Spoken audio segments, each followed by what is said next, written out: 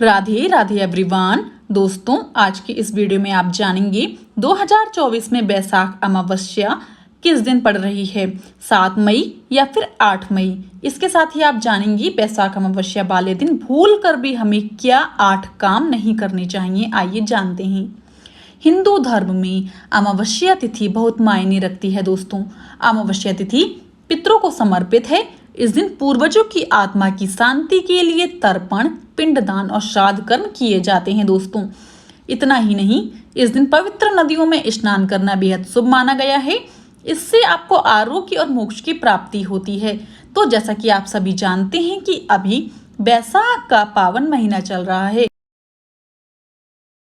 चलिए जानते हैं बैसाख अमावस्या की सही तिथि क्या है। दोस्तों, अमावस्या तिथि का आरंभ 7 मई को सुबह 11:40 पर होगा। दोस्तों, और अगले दिन 8 मई को सुबह 8:51 पर समाप्ति होगी। उदया तिथि के आधार पर बैसाख अमावस्या 8 मई दिन बुधवार को मनाई जाएगी। इस दिन पवित्र नदियों में स्नान व दान का कार्यक्रम किया जाता है।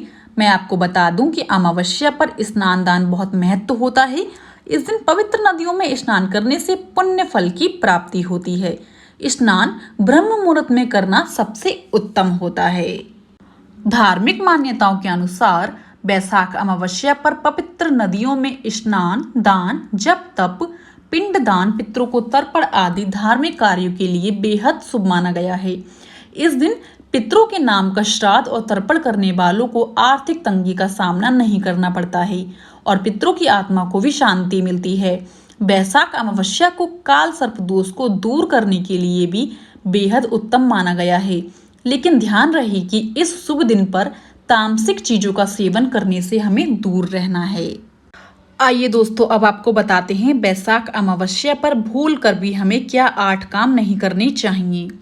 पहला नंबर है, शास्त्रों के अनुसार बैसाख अमावस्या के दिन बुरी आत्माएं सक्रिय हो जाती हैं और व्यक्ति को नुकसान पहुंचा सकती हैं। इसलिए किसी भी व्यक्ति को इस दिन कब्रिस्तान या शमशान घाट के आसपास से गुजरने से बचना चाहिए।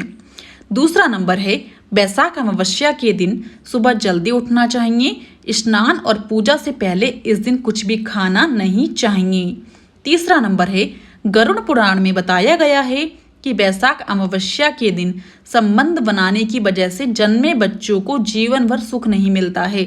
इसलिए किसी भी महिला और पुरुष को इस दिन संबंध बनाने से बचना चाहिए। दोस्तों, चौथा नंबर है, इस दिन अपने घर और आसपास शांति बनाए रखने की कोशिश करें।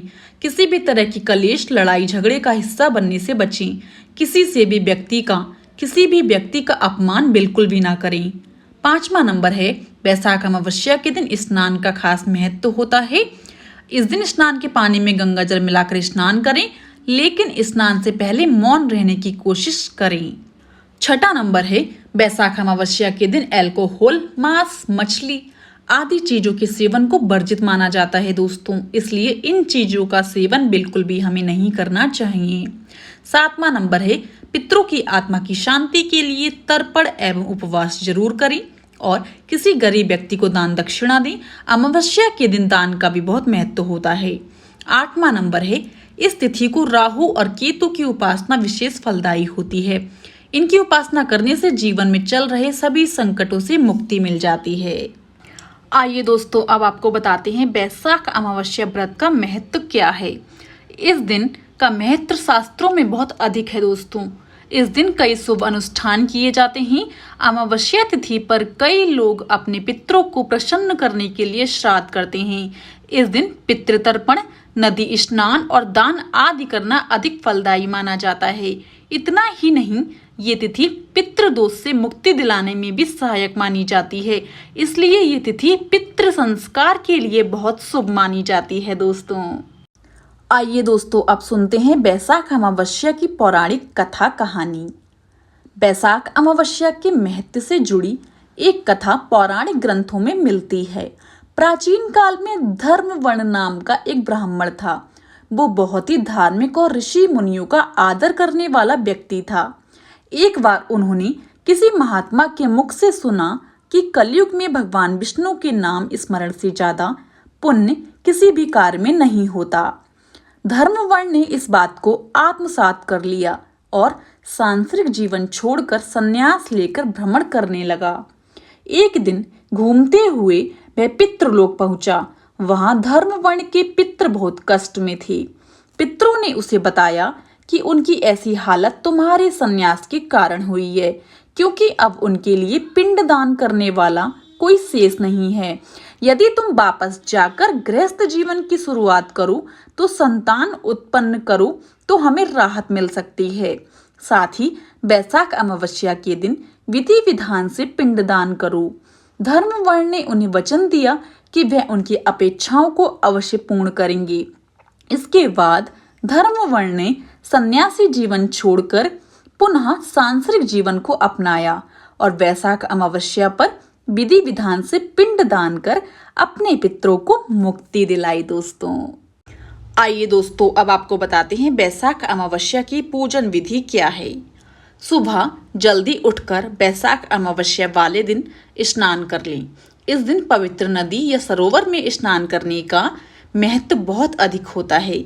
आप घर में ही नहाने के पानी में गंगा जल मिलाकर भी स्नान कर सकते हैं। दोस्तों स्नान करने के बाद घर के मंदिर में दीपक प्रज्वलित करें, सूर्य देव को अर्घ्य दें। अगर आप उपवास रख सकते हैं तो इस दिन उपवास भी जरूर रखें। इस दिन पितर संबंधित कार्य करने चाहिए। पितरों के निर्मित तर्पण और दान करें। इस पावन दिन भगवान का अधिक से अधिक ध्यान करें। इस पावन दिन पर भगवान विष्णु की पूजा का विशेष महत्व होता है। इस दिन विधि विधान से भगवान शंकर की भी पूजा व अर्चना करनी चाहिए। बैसाख अमावस्या वाले दिन जरूरतमंदों को आप दान भी कर सकते हैं। ब्राह्मणों को भोजन भी जरूर कराना चाहिए। दोस्तों बैसाख अमावस्या के दिन आपको ये उपाय जरूर करना चाहिए। आइए उपाय जानते हैं क्या है। अपने पूर्वजों की आत्मा की शांति के लिए पूजा पाठ और व्रत करें और किसी गरीब व्यक्ति को दान दें। अमावस्या के दिन सुबह पीपल के पेड़ पर जल चढ़ाना चाहिए और शाम को दीपक जलाना चाहिए। जरूरतमंद लोगों को कपड़े और भोजन का दान जरूर करना चाहिए। दोस्तों यदि आपको आज की वीडियो पसंद आई हो तो जाने से पहले मेरे चैनल को लाइक शेयर एंड सब्सक्राइब करना बिल्कुल भी ना भूलें एंड कमेंट बॉक्स में मुझे राधे राधे जरूर लिखिएगा।